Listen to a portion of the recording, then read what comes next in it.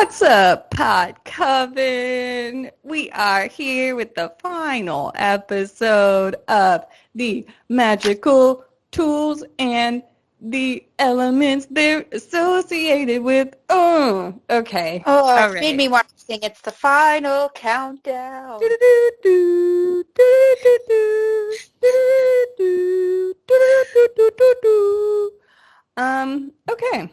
So, here we are. One element left. One element left to fight them all. Just kidding. It's water. We're going to talk about water. We're going to talk about water today. The strongest element, but you can fight me on that. Yeah. I mean, it can drown you. Never turn your back against the ocean. Am I right? You do not have to tell me that. Yeah. You know how many people literally die here every year on vacation because they just aren't paying attention to shit? It's like tiny mistakes with water, and you're fucked. Yeah. But enjoy the beach. But enjoy the beach. I went to the ocean this past weekend, and I was just standing there watching the waves go back and forth. And I was only like up to my legs for most of the time.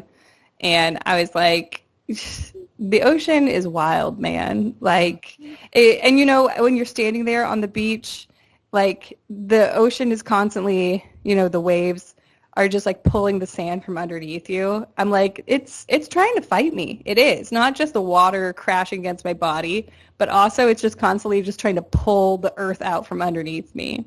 And also just all the sand on the water is because the ocean just like beat all the boulders down until they turn into tiny, tiny boulders, Like the ocean's no joke. Consistency. It'll take its time. In every crevice. Yeah. You can't escape it. It just forms to wherever it goes. That's scary. Yeah. But at the same time, it's like the most beautiful thing. So I dove in and I went swimming. I hadn't been swimming in the ocean in a long time. It was lovely. Scorpio rising. I love scary things. I love scary things. Me too. Yeah. So, water's fucking dope, and we're going to talk about some water tools today. But first, let's talk about these 3 tools on this podcast. Yes, yeah, baby. I did it. Finally. I nailed it. Good The segue. tool jokes come out. I take offense to that. I am not a tool. I am a weapon. Ooh, she did say Weapons are she was still a Scorpio tools. rising. They're just war tools. All right, weapon, what are you up to? Oh, well, I don't know. Not being very weapon-like, apparently. I am currently taking a hiatus from a lot of everything, and you can find everything that I was up to up until this point on Instagram at the Cloak of Love. Mic drop. Mic drop. What about you, Ella? You know what?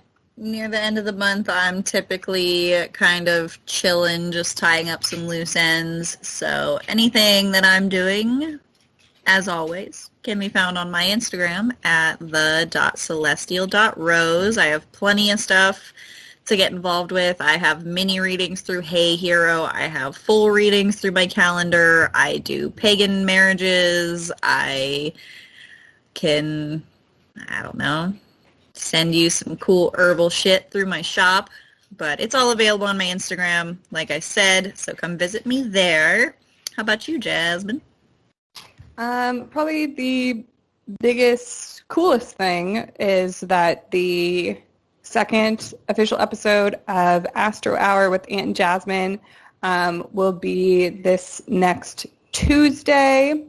So you can get tickets for that. I'll be diving into the monthly astro weather forecast. We'll be honey roasting famous charts. I'll be answering fan questions, and it's going to be a goofy time. It's not a serious time. It's a goofy time because that's me. I'm a goober. So if you want to get esoteric, if you want to get all up into astrology, but you also want to be entertained, Let me entertain you. Head to my Instagram at satin.saturn and buy your ticket for that show. But yeah, I'm probably doing also 1,000,001 other things, but just follow me on Instagram to keep up with that and sign up for my newsletter. It goes out most Fridays, but honestly, if I don't have like anything new to share, I don't send out a newsletter. So don't worry, I won't. I appreciate that. Yeah, I'm not gonna send shit out if there isn't like anything important going on, because sometimes there's like multiple Fridays in a row where I'm like, it's the same shit. It's fine. I don't need to send you an email. So yeah, that's what's going on with me. Let's see. I will take it upon myself to start for the water tools, because my water tool is moon water, so I think we can agree that mine is the cancer of the three tools. The plague upon us all. Yours is the wettest, that's for sure. Mine is the wettest, yeah. Mine is the WAP, for sure. Yeah, so moon water, it's become very popularized in the past couple years. And I mean, for good reason. Moon water is cool. We love moon water. It's definitely a practice that has been around in some way, shape, or form, probably for a long time. I didn't do my scientific research like Ella usually does, so I can't spit you the facts. But I'm sure the witch homies have been leaving water out for a long time. I mean, my grandma used to leave out just like buckets to catch the rainwater, to wash her hair with rainwater, and I feel like that's akin to moon water, and it's witchy as fuck, you know? Yeah, you kind of hit the nail on the head there with, like, you know, people who practice magic utilizing water to imbibe properties of something else into it, kind of like how we talked about flower essences in the last episode. So I feel like that's probably actually pretty factual. Yeah, for sure. So for anyone who isn't super familiar with moon water, you've probably heard the term before, even if you've never made it before. Here's just a quick rundown of how to make it, how to work with it. Basically, just fill up a cup. It's probably best if you use something like a mason jar. You can put a lid on it. That way you just don't get like any like critters or, you know, Dog pieces. hair. Yeah, you know, just to keep like stuff out of it. Especially because like people will drink moon water, you know, wash their hair with it, you know. You just want to keep debris out essentially. So, you know, a mason jar with a lid is probably best. But leave it outside, especially in like light of the moon. So it can be in direct contact of the moon's light. A lot of people will add a crystal into it just to enhance the power, or just to add, you know, it's like adding spice into your food, right? Just throw a crystal in. Basically, be careful which crystals you throw into your water. Some of them are water soluble and not safe to drink. So if those are the ones you want to use, place them around the outside of your container. Right, like selenite, kyanite, those are brittle. They're not water safe. It's just an easy Google search. If you're not sure if it's water safe, type it in. If you're not sure the name of your crystal, better just to err on the side of caution and not use it. If you know it's in the quartz family, then you're good. Quartz crystals, water safe. So there you go. Yeah. There is a cat on my desk, and some of the hard sitting on my crystals. notes. Sorry, some of the hard crystals are weird. Like they look like they wouldn't be, but they are. So, like if you don't know the crystal well enough, it's best to look it up. Yeah, Yes. when in doubt, just fucking Google search that shit. Type it in. Can I help you? There's a cat sitting on my notes. So They want yeah. to be part of the podcast. Yeah, he's all Special hyped up. He's all hyped up on something right now. Okay, so moving his butt. He's very cute. You're very cute. I love you very much. I You're saw such a good someone, boy. I think it was on TikTok maybe, somebody crocheted a water pipe like a mini water pipe, and they stuffed it with catnip for their cat. No. It was the cutest thing I've ever seen. I'm like, that's how you fucking do it. Robert gave them shrimp flakes the other night, and they acted like they had just the strongest uppers. They were just whacked out for like 5 minutes. Like this wasn't catnip. This was something stronger for them. They were bonkers for a hot minute there. But yeah, so definitely be careful with crystals, adding it to your moon water. But another important thing about making moon water is to pay attention to the sign that the moon is in, right? So whether you're using sidereal or tropical astrology, the moon is going to be in one of the 12 zodiac signs. Understanding the energy of that sign is going to give you a little bit more information about what that moon water can specifically be used for. There's a lot of different things you can use with moon water. You can get really creative with it. So I've got a couple different ideas to kind of jumpstart you, get your creative mind flowing. Let's see. So if it's an earth moon like Taurus, Virgo, or Capricorn, you can use your moon water to clean the floor, to like mop with, or you can use it to water your plants to help them grow stronger, healthier, faster, more bountiful. If it's a water moon like Cancer, Scorpio, or Pisces, you can use your moon water as a cleansing bath or even to anoint your body in ritual. If it is an air moon, yes. My handwriting is horrible. My notes are shit, but I think I'm looking at air moons here. You can add it to essential oils. Like you can have that. You can just add a few drops of essential oil. Okay, never mind. Let me backtrack a little bit. Get a spray bottle, okay? Put the moon water in the spray bottle. Then you add a few drops of essential oil into it, and then you've got a room spray, okay? You can also use that water in an oil diffuser as well. So both of those have the air element in it because you're spritzing it out, you're diffusing it out, right? We've got that air element kind of diffusing, putting it out into the air, you know. So with fire moons, these ones are fun. You can drink it. So I associate this with the fire moon because you're like putting it into your body. I don't know. Something about that is just like, it's a little bit more metal, just like ingesting it like, power. I'm putting, like, you know, it's just like, it's in you. I don't know. That feels like fire energy to me, but it could be debated. If you disagree, dear listener, that's fine. But to me, it feels like fire energy. And then you can also dip your paintbrushes in it. You know, if you're doing anything creative, creativity, that's fire energy, my dears. That's yeah. There you go. I love that. I love the paintbrushes thing. Like, I just imagine using like watercolors and you're using the moon water to... Yeah. That's cool. I like that. Isn't that fun? I'll take it.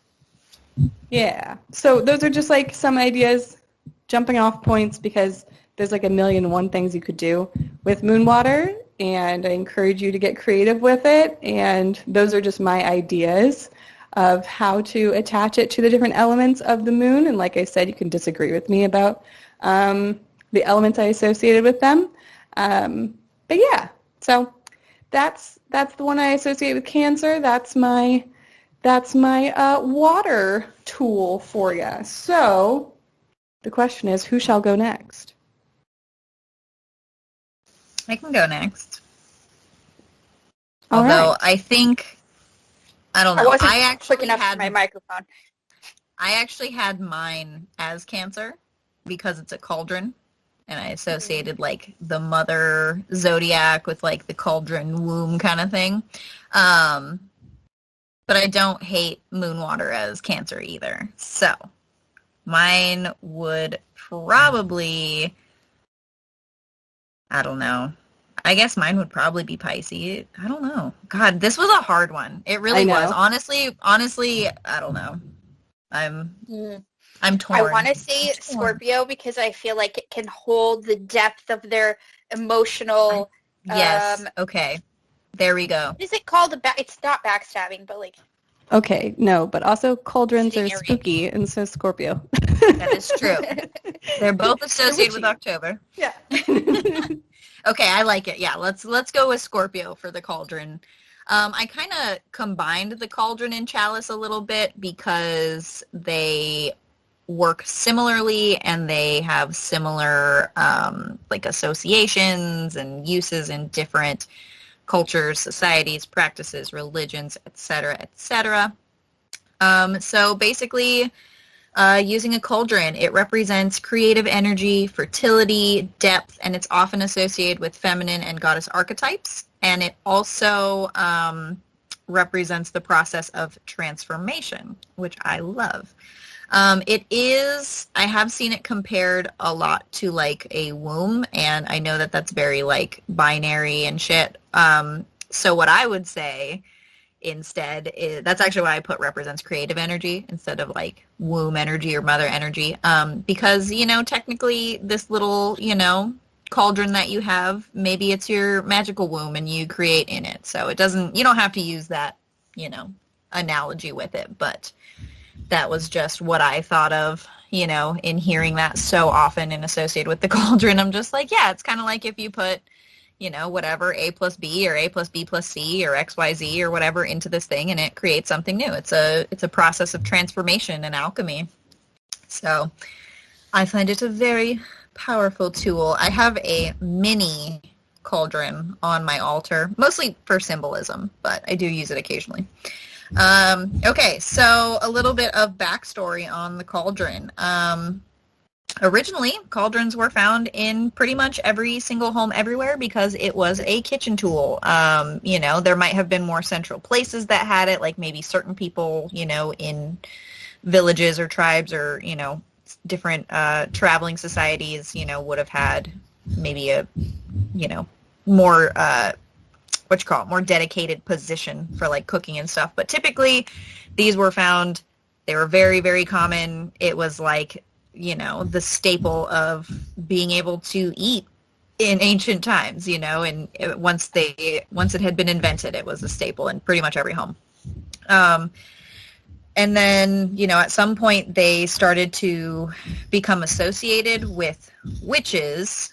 I couldn't figure out what that switch was. Like, that's kind of where I'm lost, is where did it go from being an everyday thing to being like, oh, witches boil babies and eat them from a cauldron or something, you know? I'm like, I just don't really get what happened, but I won't belabor the point.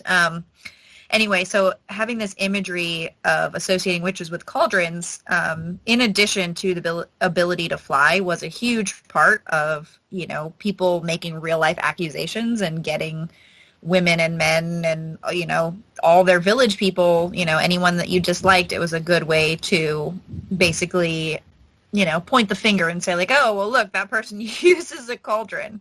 So I don't know. That seems very confusing to me. I'm still a little like baffled on just like, I don't know, like it's the equivalent of in a modern day using like a pot to boil water, and all of a sudden people are like, you're a witch because you're boiling water in a pot. And like, what? I don't get it. So anyway, it does still beleaguer me a little bit. But they were believed to be used to craft malicious potions or poisons. So anyway, but of course nowadays we still have that imagery. Actually, when my daughter was younger, she told me that witches love soup. And I said, what makes you think witches love soup? And she said, well, they're always, you know, all these pictures have them over a big pot of soup. So that was my daughter's first association with cauldrons. But she was like, oh, okay, witches eat soup. I get it. And she's not wrong. I eat a lot of soup.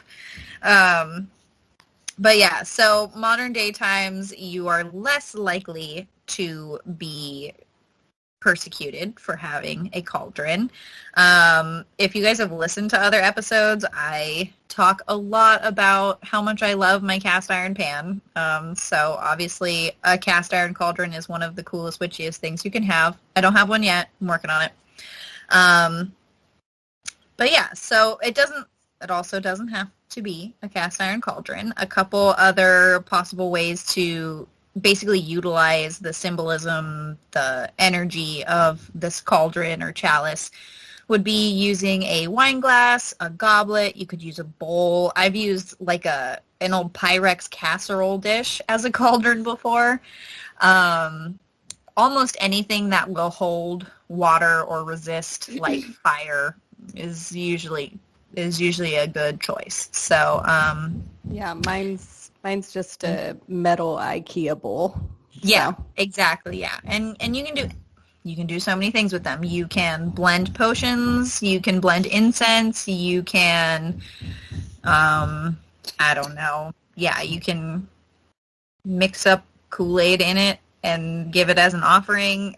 You can use them for offerings. That was what I was gonna say. I don't know why I did the little mix-up Kool-Aid thing. I was thinking of like something you could mix up and like put it in there for something, but I'm just kind of like, I didn't write it down, so I don't have that specific example at the ready. So yes, you could leave offerings in them.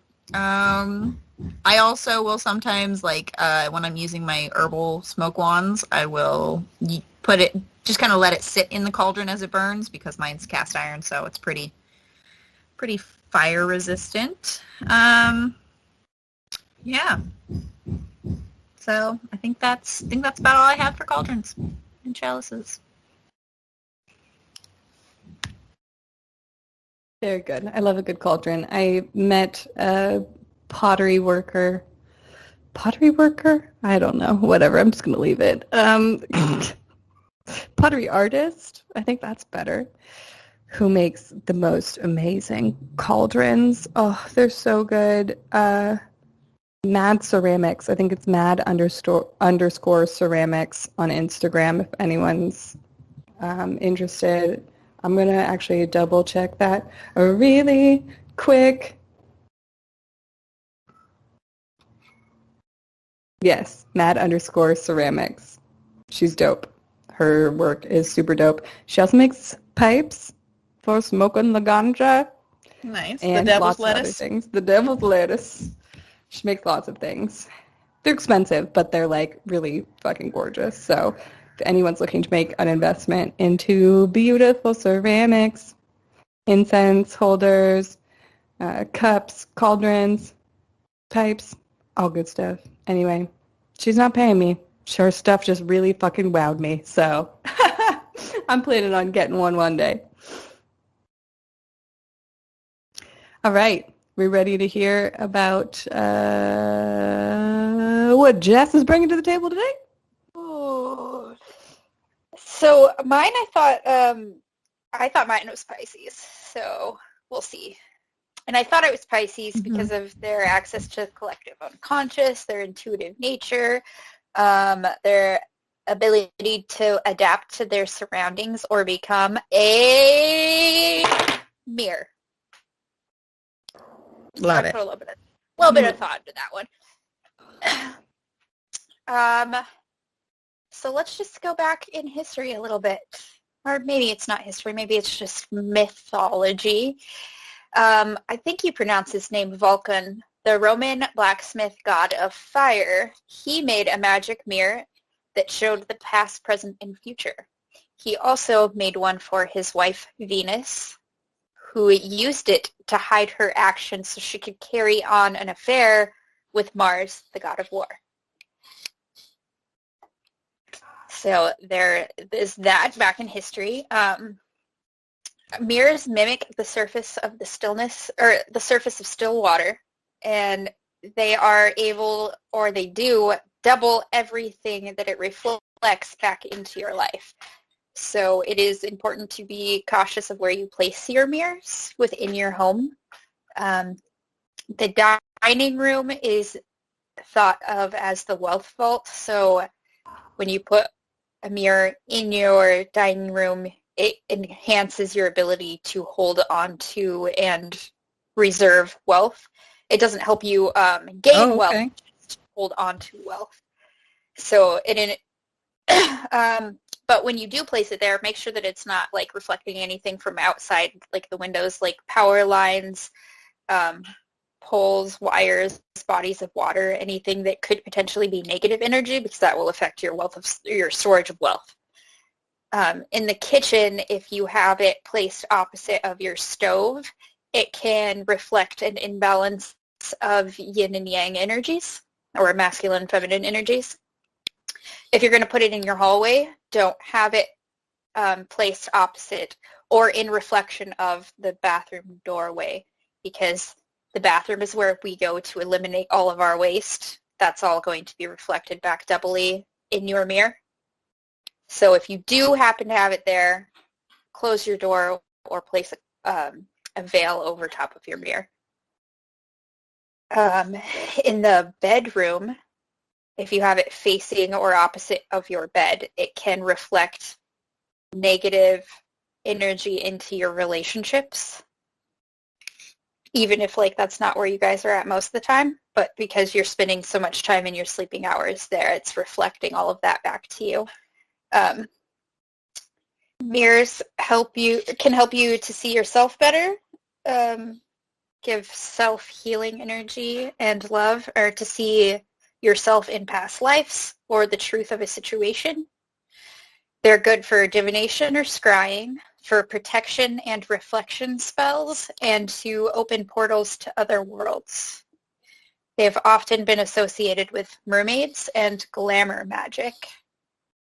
And they are great for automatic programming, so you carry around like a handheld mirror, a foldable mirror or something, and you enchant it first with whatever glamour magic or confidence magic or whatever it is that you want, and then you carry it around with you in your bag, and whenever you're feeling like you need a little extra boost, you take it out, look at it, you just briefly look at it, put it back, and it boosts your self-confidence, whatever it is that you enchanted it with. If you are doing that, then it is wise to cleanse it often while at home. And then it can help you figure out, too, whether or not whatever you're doing is fear-based or love-based. So am I placing this glamour spell because I'm afraid of what other people think if they actually saw me, or am I placing this glamour magic to hide myself so that I can protect whatever number of things. Yeah, like the true intentions of why you're doing it. Yes. Those deep down, pesky, true intentions. So I have a number of mirrors in my home. Oh, one other place that it's really cool if you put one is opposite of the entryway to your house. So the door that's entering into your house, to repel anything negative back to it and back out. However, since they are portals to other worlds, or can be, people are often fearful that having a mirror in your home allows other things to come into your home without your knowledge. And to remedy that, you can put protection sigils or symbols on the back of your mirror. I like that. Also, like, as you're washing it, cleaning them, you can kind of, like, draw a little sigil in it or something and then just wipe it all off, too. Yeah. Kind of reamp it. Yeah. So I have one that I use. It's in my bedroom. It's probably too close to my bed, but I use it specifically for my, like, self-love altar. It's this really cool shelf that my mom made that has a circular mirror in the middle of it, but it has my self-love altar all around it. So that's what I use mine for. And then I also have a black mirror that I have used a few times for scrying, but it is not something I do regularly. I love your black mirror. It's so cool. It's fucking beautiful. Mm-hmm. That one is covered up. It has a veil over Smart. it until I am... And that kind of sucks because it's super pretty and I want to be able to, like, utilize the aesthetics of it, but I'd much rather err on the side of safety. Huh. All right. Well, is that all for the water? Is that all for the water? I don't know what that one was. I don't know what the second one was. I'm feeling a little delirious. Yes. It's okay. It's a Monday morning for any of you who don't know. We're recording this on a Monday morning. It's just hard energy to combat, man. Monday morning, you sure look fine. Friday, I got traveling on my mind. Anyone? Fleetwood Mac? It's all right. It's all right. That was the first song I listened to this morning. It came on shuffle, so that was cute. How about that? Yeah. How about that? Anyways, guys, thanks for listening in to this episode block of the Season 4 Grimoire episode block. Anyway, eloquence. I've got it. Do you? Yeah, so this means that we've wrapped up our magical tool block. So what you should do is email us at powerof3witchpodcast and let us know what we should focus on for the next 4 episodes. What do you want to put into your grimoire? What do you want your witch mamas to do some research on, share their years of knowledge with you about? What do you want in your grimoire? Let us know. You can also message us on Instagram if that's easier or more fun. You can find us at Power of 3 Podcast on IG. And we will catch you next time on the next episode or out there on the socials, on the gram. Bye-bye. Bye. Bye.